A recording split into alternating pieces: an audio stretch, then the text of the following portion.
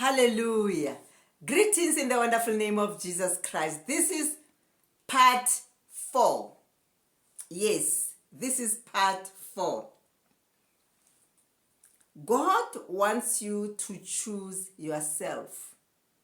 Hallelujah. I repeat, God wants you to choose yourself. God says, healing will begin when you stop abandoning yourself for people who do not value you. You heard me. You have ignored your own wounds while trying to keep everyone else comfortable. Yes, but today I'm teaching you something important. Choosing yourself too is not pride. God is stating it clearly. Choosing yourself, choosing your health is not pride. It is necessary. I want you to be healed. Yes. Your wounds must be healed. Emotionally, spiritually, and mentally. Some of your pain continued because you kept allowing the same hurt into your life. You deserve peace too. You deserve rest too. You deserve peace. Yes, you deserve rest. You deserve healthy love too. Stop believing you must suffer endlessly just to prove your kindness.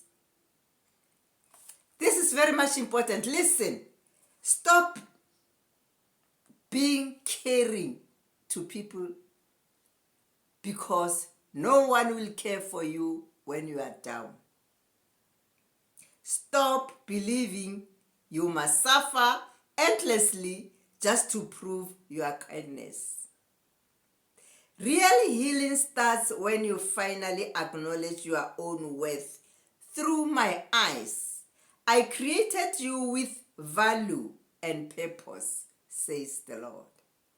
Release guilt, release unhealthy attachment, and release constant self-neglect. Your healing journey starts now. Let's read Isaiah chapter 41 verse 10. It says, don't fear, for I am with you. Do not be dismayed, for I am your God. I will strengthen you and help you. I will uphold you with my righteous hand.